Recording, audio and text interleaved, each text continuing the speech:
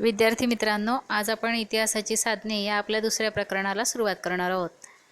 इतिहासाची साधने या अगोदर आपण पहिल्या प्रकरणामध्ये इतिहास म्हणजे काय हे अभ्यासलेलं आहे. आठवतंय त्याची व्याख्या? इतिहास म्हणजे काय तर भूतकाळात घडलेल्या घटनांच्या शास्त्रशुद्ध पद्धतीने केलेला अभ्यास म्हणजेच इतिहास होय. इतिहासात ज्या सर्व काही घटना घडलेल्या असतात, जी माहिती असते ही सर्व भूतकाळातील असते. म्हणजे इतिहास हा भूतकाळात घडलेल्या घटनांचा शास्त्रशुद्ध पुराव्याच्या आधारे केलेला अभ्यास असतो. आता या पुराव्यांचाच अभ्यास म्हणजेच साधने ही इतिहासाची साधने असतात आणि या साधनांचाच अभ्यास आपल्याला या प्रकरणात करायचा आहे. आता कोणतेही शास्त्र अभ्यास करायचे तर त्यासाठी पुरावे लागतात आणि हे पुरावे कसे असायला हवे? ठोस स्वरूपात आणि ते दृश्य स्वरूपात असायला हवे किंवा त्याची काहीतरी शास्त्रशुद्ध अशी माहिती काढलेली असावी. म्हणूनच त्यालाच आपण शास्त्र असे म्हणू शकतो. आणि इतिहास हे एक प्रकारचे शास्त्रसुद्धा सिद्ध झालेलं आहे. तर मग हे शास्त्र कशा पद्धतीने आहे याचा अभ्यास आपल्याला आता करायचा आहे. आता तुम्ही तुमच्या घरामध्ये आजी आजोबांच्या काळात काही वस्तू असतील पूर्वीच्या काळातल्या, त्या वस्तू सगळ्या बघा आणि या आजीच्या काळातल्या आहे, या पणजीच्या काळातल्या आहे, आपल्या आजोबांच्या काळातल्या आहे, पणजोबांच्या काळातल्या आहे, या वस्तू सगळ्या आठवा आणि त्याची यादी बनवून बघा. या सगळ्या घटना म्हणजे गोष्टी ज्या आहे ह्या भूतकाळातील आहे किंवा जुन्या वस्तू ज्या असतील किंवा जुन्या वास्तू आपल्या गावात असतात. उदाहरणार्थ मंदिर असेल किंवा पडीत भिंत असेल, जुनी मस्जिद असेल, या सगळ्यांचं तुम्ही जर माहिती गोळा केली तर काही वर्षापूर्वी काही कालखंडापूर्वी ती बांधली गेलेली असते किंवा ती इमारत वास्तू ही तयार झालेली असते. हा सगळा पुरावा आपल्याला दृश्य स्वरूपात दिसतो आणि म्हणून आपल्याला ती माहिती त्या काळात खरोखर घडलेली आहे हे आपल्याला लक्षात येतं. बघा विद्यार्थ्यांनो, आपल्या पूर्वजांनी वापरलेल्या अनेक वस्तू आजही आपल्या अस्तित्वात आहेत. जुनी भांडी आहेत, आजीच्या पणजीच्या काळातली जुने तांब्याचे पितळ्याचे भांडे असतात, सोन्याचे दागिने असतात. हे वर्षानुवर्ष पिढ्यानपिढ्या पुढच्या पिढीकडे दिले जातात. उदाहरणार्थ आजीने ते तुमच्या आईला दिले असतील, तुमच्या आई तुमच्या बहिणीला देईल किंवा सुनेला देईल तिच्या. तर हे पूर्वापार चालत आलेले वस्तू किंवा काही ठेवलेल्या अशा मौल्यवान वस्तू असतात, या पुढच्या पिढीला दिल्या जातात. यालाच आपण इतिहासाचं साधनसुद्धा समजू शकतो, कारण त्या काळात असलेली वास्तुकला, शिल्पकला, त्या काळात असलेली जी बारीक कोरीव काम असतं हे त्यावरून आपल्या लक्षात येतं आणि ती कोणत्या काळातली वस्तू आहे हे आपल्याला कळू शकतं. हे सुद्धा इतिहासाचं एक साधन आहे. तर हे कोरून ठेवलेले विविध लेख सुद्धा आपल्याला सापडलेले आहेत. या साधनांच्या मदतीने आपल्याला इतिहास कळू शकतो. याशिवाय चालीरीती, परंपरा, लोककला, लोकसाहित्य, ऐतिहासिक कागदपत्रे यांच्या आधारे आपल्याला इतिहास कळतो. या सर्वांना इतिहासाची साधने म्हणतात. त्याचबरोबर चालीरीती असतात. आपली आजी आपल्याला सांगते की अरे आपल्या घरात ही चाल नाही आहे, ही रीत नाही आहे, आपल्या घराची अशी परंपरा आहे, आपल्या घराण्याची अशी परंपरा आहे, आपल्याकडे हा सण असा साजरा केला जात नाही.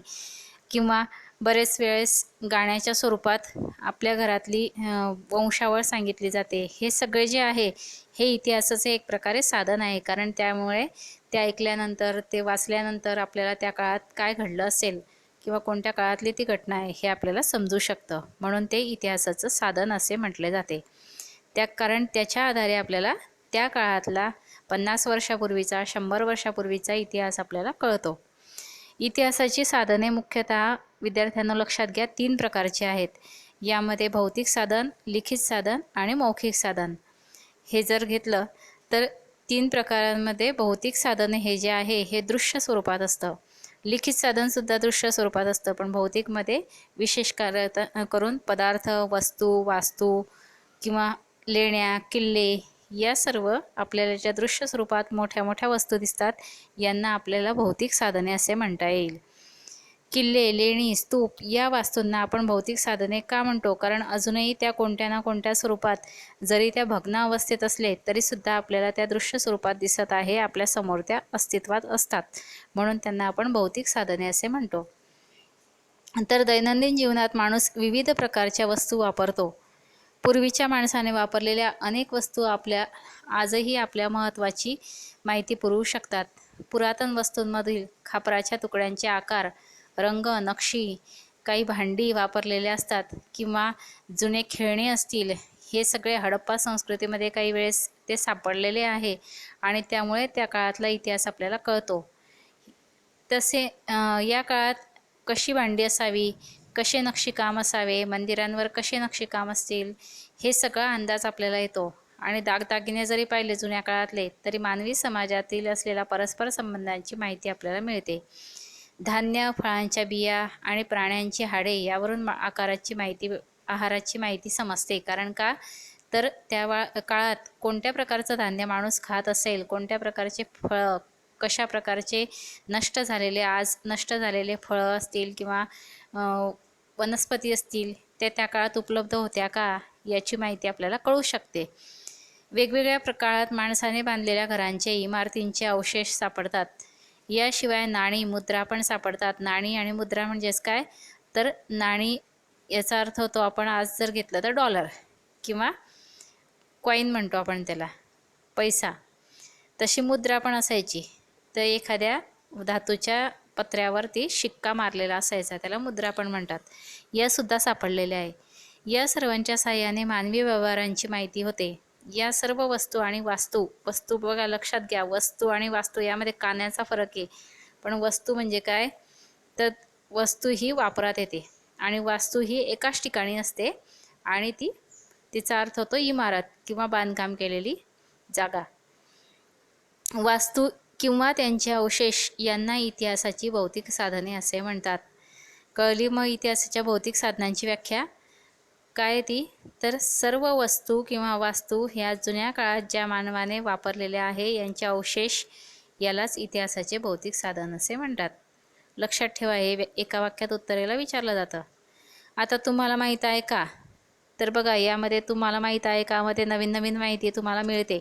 3 दिलेली माहिती, 3 प्रकारची माहिती दिली या प्रकरणामध्ये. प्रत्येक पाठामध्ये तुम्हाला ते, कारण तुमचा उत्साह किंवा तुमचा इंटरेस्ट त्यामध्ये वाढण्यासाठी त्यांनी लेखकाने ते दिलेली. काय माहिती का तुम्हाला तर धान्याचे कण हे फार काळ टिकत नाही, त्यांना कीड लागते, त्यांचा भुगा होतो. आपल्या घरात पण आपण ज्वारी, बाजरी किंवा दादर भरून ठेवा आणि ती 5 वर्षांनी बघा काय झालेलं असेल, तिचे कण हे सगळे भुगा झालेला असेल, कीड लागलेली असेल. प्राचीन काळी धान्याची पीठ करण्याआधी ते धान्य भाजत असत, मग ते भरडत असत.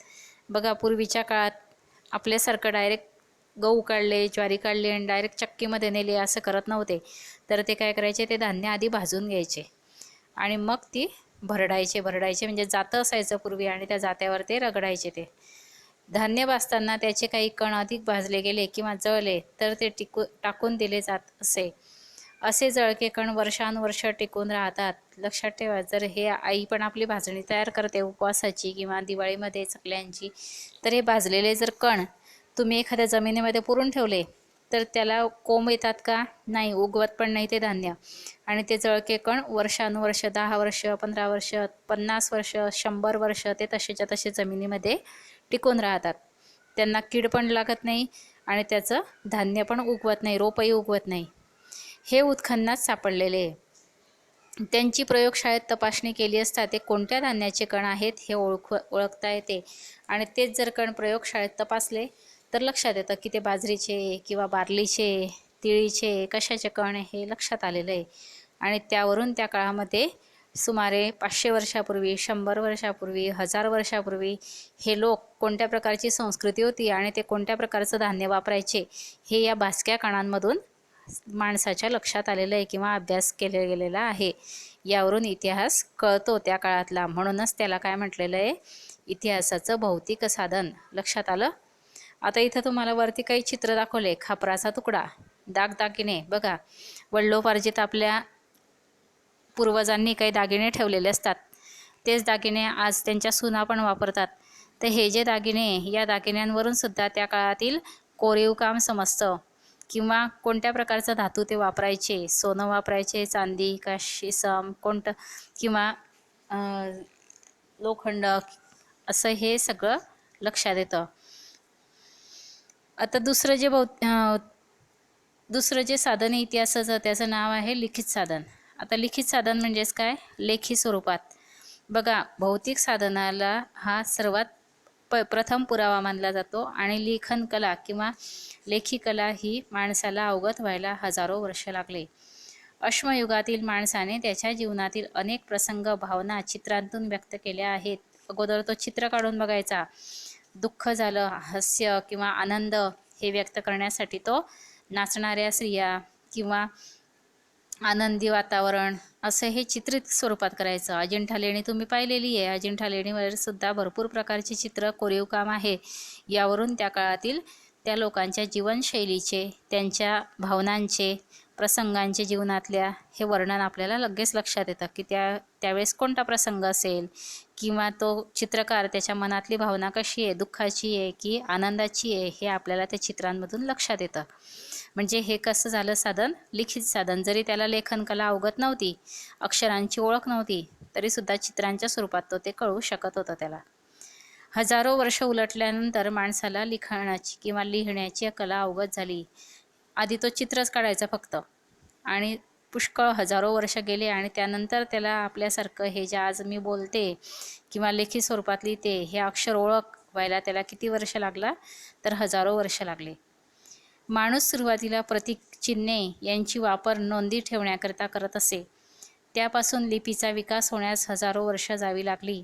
सुरुवातीला त्याला गणना येत नव्हती. आपण आज जे 1, 2, 3 असं म्हणतो, ही गणना नव्हती किंवा त्याला कशाला काय म्हणायचं हे माहीत नव्हतं. तर तो चिन्ह ठेवायचे, प्रतीकं ठेवायच्या, काड्यांचे तुकडे ठेवायचा किंवा बरेचदा तो दगड मोजायचा आणि त्यावरून त्याच्या जनावरांचा, त्याच्या कळपातील गुरांचा मोजणी करायची.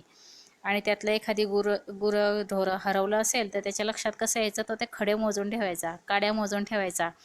आणि हळूहळू करत त्याला त्या लिपीचा विकास व्हायला सुरुवात झाली आणि त्याला 1-2 वर्षात नाही झालं, हे हजारो वर्ष लागलेले, लक्षात ठेवा. जर तुम्ही बघितलं तर मंदिरांच्या भिंती, लेण्यांच्या भिंती, शिडा, ताम्रपट, भांडी, कच्च्या विटा, ताडपत्र, भुर्जपत्र या काही वस्तूंवर, इत्यादी वस्तूंवर काही लेखित स्वरूपात कोरलेलं असतं. ती भाषा तुम्हाला समजत नाही किंवा वाचता पण येत नाही, पण ही जी भाषा आहे ही त्या काळातील कोणती साधन असू शकतं, लिखित साधन असू शकतं. त्या काळाचा इतिहास आपल्याला ते वाचण्याचा प्रयत्न केला इतिहासाच्या मार्फत तर ती कळू शकते की ही कला कोणत्या काळातली आहे, हे भांडं कोणत्या काळातलं आहे. तर हे सगळं आपल्याला इतिहासाचं दुसरं जे साधन आहे त्याची माहिती आपण घेत आहोत. सुरुवातीच्या काळात खापरे, कच्च्या विटा, झाडाची साले, भुर्जपत्र यासारख्या साहित्याचा लिहिण्यासाठी उपयोग केला जाई. अशा प्रकारच्या साहित्यावरील मजकूर एखाद्या अणकुचीदार साधनाने कोरलेला असे. मग पूर्वीचे ताम्रपट बघा तुम्ही, भुर्जपत्र म्हणजेच काय, ते एक प्रकारचं वनस्पतीचं ते पान होतं आणि त्या पानावर म्हणजे काडीने आणि शाईने, शाई कशाची बनवायचे ते तर जनावरांच्या चरबीपासून किंवा रक्तापासून ती शाई बनवायची आणि त्यावर ते लिहायचे. या भुर्जपत्रांवर काही कोरलेलं असायचं, ते आपल्याला समजत नाही आहे, पण ते सुद्धा काय असायचं, त्या काळातलं लिखित साधन होतं. अशा प्रकारच्या साहित्यावर मजकूर एखाद्या अणकुचीदार साधनाने कोरला जाई.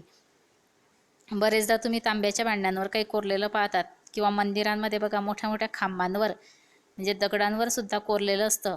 तुम्ही म्हणाल की मॅडम इतकं कोरीव काम कोण करत असेल? पाना फुलांची डिझाईन असते, नाचणाऱ्या स्त्रिया असतात, काही वेळेस देवदेवता असतात. मग हे सगळं इतिहासाचं साधन आहे. अनुभव व ज्ञान जसे जसे वाढत गेले तसतसे त्याने विविध पद्धतींनी लेखन करण्यास सुरुवात केली. सभोवताली घडलेल्या घटना, दरबारी कामकाजाचे वृत्तांत इत्यादी माहिती लिहून ठेवण्याची पद्धत सुरू झाली. ज्या काही घटना घडत होत्या त्याच्या जीवनात माणसाच्या, तसा हळूहळू टप्प्याटप्प्याने त्याने त्या सर्व लिहिण्याच्या स्वरूपात सुरुवात केली किंवा तो घरामध्ये आपल्या भिंतींवर ते चित्रकाम करून ठेवत असायचा. अनेक राजांनी आपल्या आज्ञा, निवाडे, दानपत्रे दगडांवर किंवा तांब्याच्या पत्र्यांवर कोरून ठेवलेली आहेत. बऱ्याच राजे लोकांनी सुद्धा आपल्या ज्या आज्ञा केलेल्या होत्या किंवा न्यायनिवाडे केले होते त्यांच्या काळात दानपत्रे, काय काय दान केलं होतं हे सगळं दगडांवर किंवा तांब्याच्या पत्र्यांवर लिहून ठेवलेलं आहे. कालांतराने वाङ्मयाचे अनेक प्रकार निर्माण झाले. धार्मिक, सामाजिक स्वरूपाचे ग्रंथ, नाटके, काव्य, प्रवास वर्णने तसेच शास्त्रीय विषयांवरील लेखन झाले. या साहित्यातून त्या त्या काळाचा इतिहास समजण्यास मदत होते. या सर्व साहित्याला इतिहासाची लिखित साधने असे म्हणतात. हे पाठांतर करून ठेवा. तर हळूहळू लेखनकला अवगत झाल्यानंतर माणसाने काय केलं तर आपल्या जीवनात घडलेल्या सर्व घटना, धार्मिक असो, सामाजिक असो, या सगळ्या ग्रंथांच्या स्वरूपात, नाटकांच्या स्वरूपात, काव्य किंवा प्रवास करायचा, तो तीर्थयात्रा करायच्या, या सर्व शास्त्रीय विषयांवरील लेखन तो करून ठेवत असायचा. आणि हा हळूहळू तो काळाच्या ओघामध्ये ते साधन आपल्या लक्षात आलं आणि त्यावरून त्या काळातील इतिहास समजण्यास आपल्याला मदत होते. म्हणून या सर्व साहित्याला काय म्हणतात, इतिहासाचं लिखित साधन, कारण ते लेखी स्वरूपात आपल्याला उपलब्ध होतं. आता खाली त्यांनी बुर्जपत्राचं चित्र दाखवलंय बघा. तुम्ही म्हणता मॅडम बुर्जपत्र म्हणजे काय, तर बुर्ज वृक्ष दिसतोय उंच असा काश्मीरमध्ये आढळणारा. बुर्जपत्र हे बुर्ज वृक्षाच्या सालीपासून बनवले जाते. त्या वृक्षाची साल अशी काढली जायची आणि ती काढली गेली की त्या बुर्ज वृक्षाच्या सालीवर कोरलं जायचं. वर्णन असायचं, राजाची आज्ञा असायची किंवा काही निरोप असायचा, तो लेखी स्वरूपात लिहिला जायचा. आणि शेजारच्या चित्रामध्ये तुम्हाला शिलालेख दिसतोय. शिलालेख म्हणजेच काय, शिला म्हणजे दगड, पाषाण, या पाषाणावर लेख लिहिला जायचा किंवा कोरीव काम ते चिनी आणि हातोड्याने लिहायचे, त्याला शिलालेख म्हणतात. अजिंठा लेणीमध्ये सुद्धा असे बरेच शिलालेख तुम्हाला आढळतील. वरती ताम्रपटाचं चित्र दिलं आहे. ताम्रपट म्हणजे तांब्याच्या पत्र्यावर ते कोरलेलं आहे, दिसतंय ना बारीक अक्षरात.